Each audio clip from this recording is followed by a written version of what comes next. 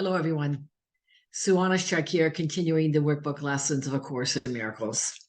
And today we're on lesson 304. And the lesson today is, let not my world obscure the sight of Christ. Now, the my world is the world of fear that we have taken on. It's the world that we have made, the illusory world that we've made with our ego thought system, again, based in fear, versus the real world in which we are living through the vision of Christ. So I'm starting here with a bit of a reflection. Not a bit, it's pretty deep. All of this is. But again, what is it that you're truly wanting? And notice who's answering that question. Is it the ego or the Holy Spirit? And as we proceed with the lesson, I invite you to be aware of, where are you listening from? As I just said, from the ego or from your holy self, I should say. So again, the lesson is, let not my world obscure the sight of Christ. He said, I can obscure my holy sight if I intrude my world upon it. Nor can I behold the holy sights Christ looks upon, again, unless it is his vision that I use. Remind you, your perception is a mirror. It's not a fact. And what I look on is my state of mind, reflected outward.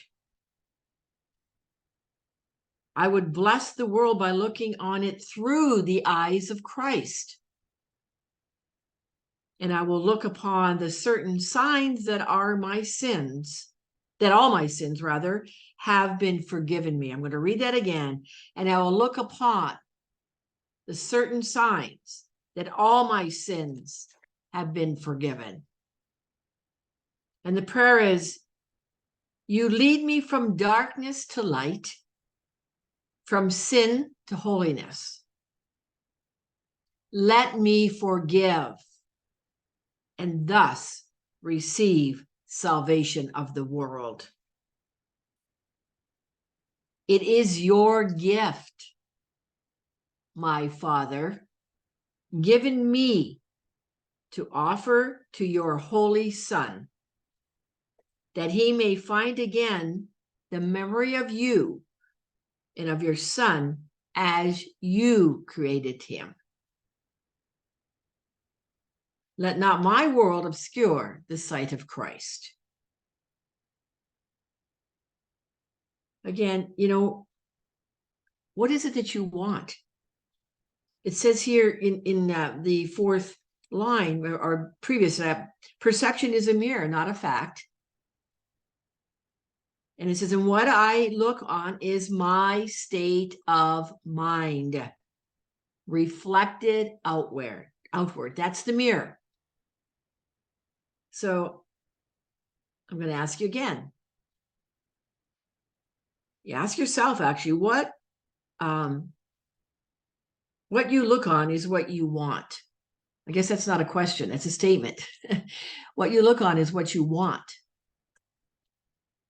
So in practicing the Course in Miracles, it's just that we need to put these lessons into practice. And again, there's a lot of repetition. I just finished my yoga practice.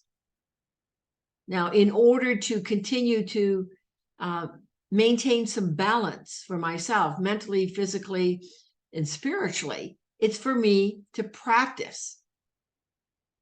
It's for me to do my best to perform the various poses.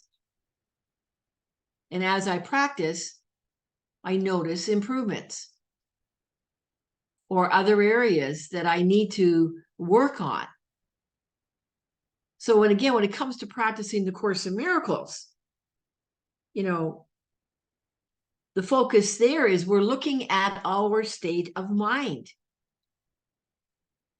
And again, if we look outside ourselves, we see what our state of mind is in the present moment. So, it's whatever it is that is, keeping us from being the truth that we are is all from the my world, the fear-based world that I've created. And what we're up to as we keep undoing the ego thought system is to wake up. It's our awakening in the practice here. So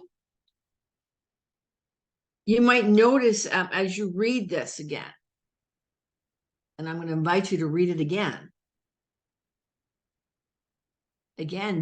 and as you're practicing, moment by moment, to the best of your ability during the day, notice that your ego mind does not want to hear this.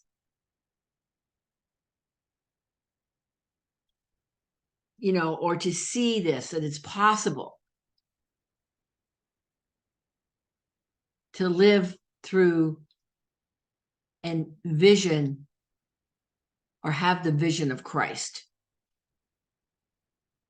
We have to ask ourselves again, do we want love? And do we want light?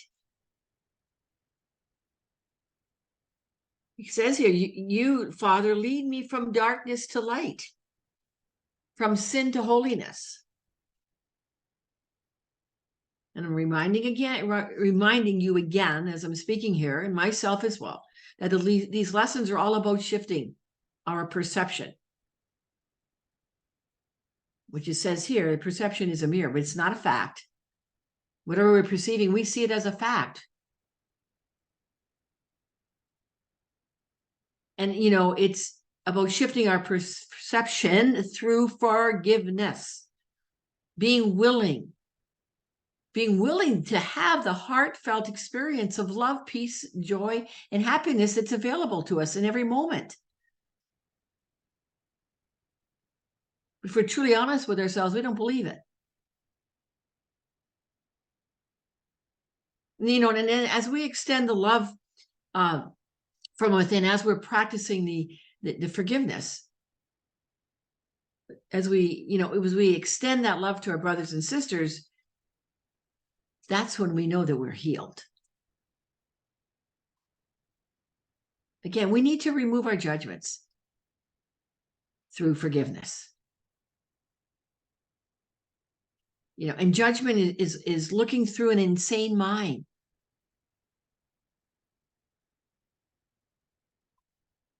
And, if we're judging out there, it's only a reflection of our own judgment of ourself.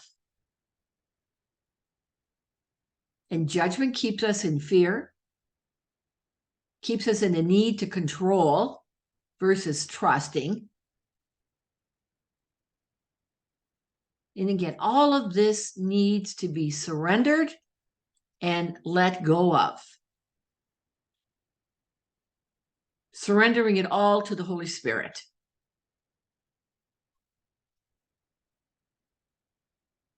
To receive the atonement.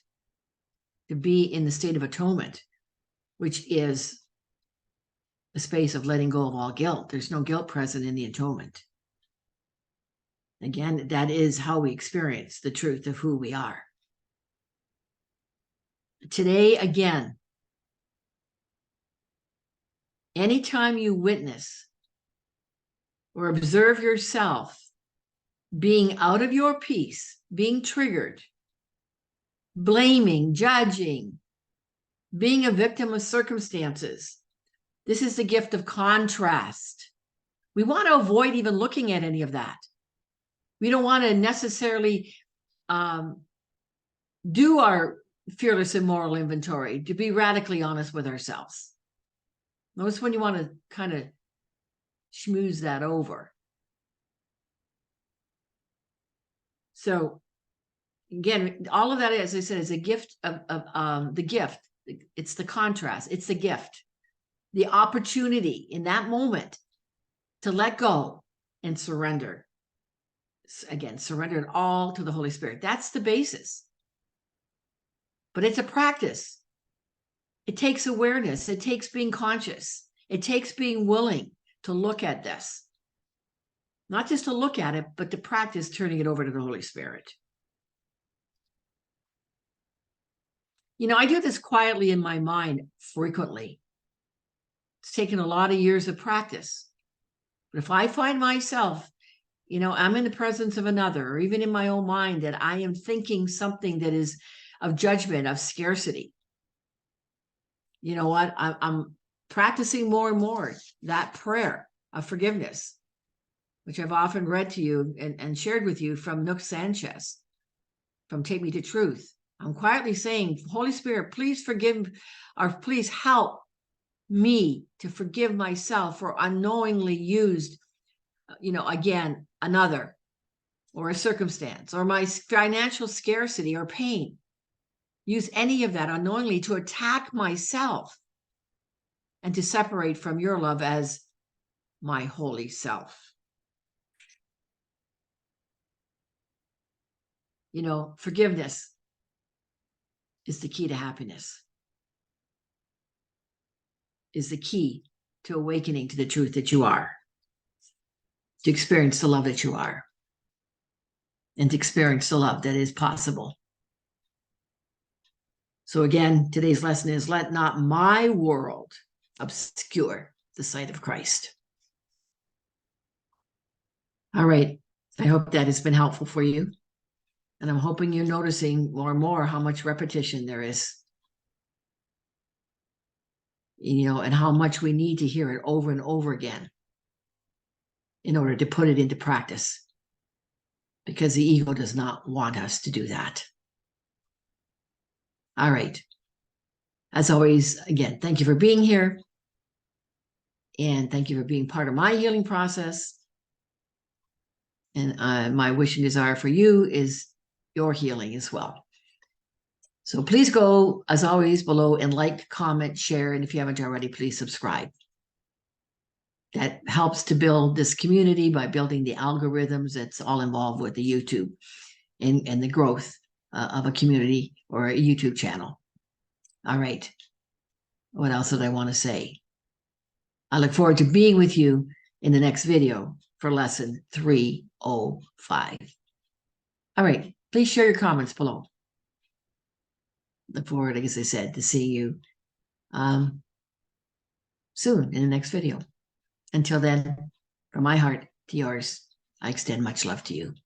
Bye for now.